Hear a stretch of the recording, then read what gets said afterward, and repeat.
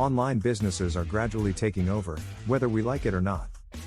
The epidemic has probably had a significant role in this tendency. People are increasingly deciding to pursue a career in one of the fastest growing industries. As a result, starting and running an internet business is now easier than ever. You must first plan the venture before putting it into motion. The advantage of e-commerce is that it allows small enterprises and startups to make money right away. However, in order to be successful, you must make thorough plans and preparations. Starting and managing an online business. The following pointers can assist you in building a successful internet business. 1. Look for a market void. Most entrepreneurs start a business with the belief that their wonderful concept would make them money for years to come.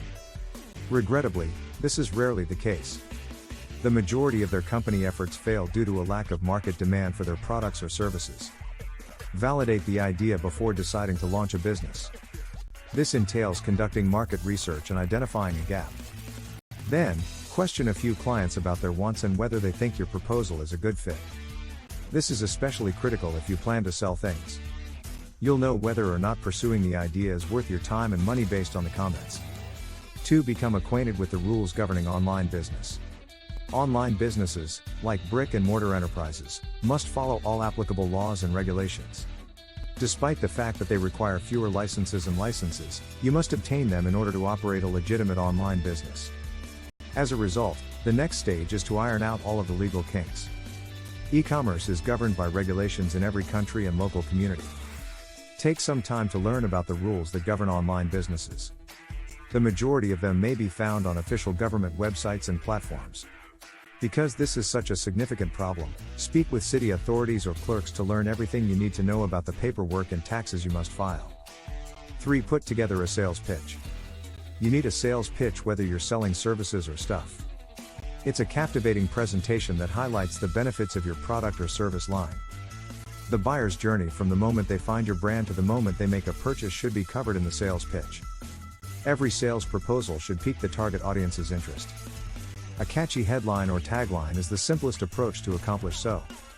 Then, describe the audience's challenges and how your brand's solutions can solve them in a unique way. Offer all of the product's advantages and persuade them to take action. Keep the buyer persona and what's in it for them in mind as you prepare your pitch. 4. Create a website. You may focus on developing a website now that you have products and a market. It's crucial to remember not to go overboard with complicated designs, buttons, and features. Keep things simple and basic. This will result in a sufficient website loading speed and a positive user experience. When visitors arrive on your website, you just have a few seconds to grab their attention. To make your message stand out, use a basic font and a background. Support it with appropriate graphic content and CTAs so that consumers may quickly traverse the site. Finally, incorporate lead offers across the site to capture email addresses for email marketing. 5. Provide a variety of payment options. When customers browse your store, there's no guarantee that they'll leave with a purchase. In fact, according to certain surveys, 74% of website visitors leave without taking any action. Some of them do so since the payment options accessible to them at the time are inconvenient. Various new payment alternatives appear on a regular basis. As a result, you should keep track of them and supply the ones that your clients want. Additionally, the payment method should be as simple and secure as feasible. Instead of partnering with a bank, you might wish to consider partnering with a merchant services provider. They provide a variety of payment alternatives, including mobile payments, while also protecting client data. In conclusion, it is evident that online businesses are on the rise.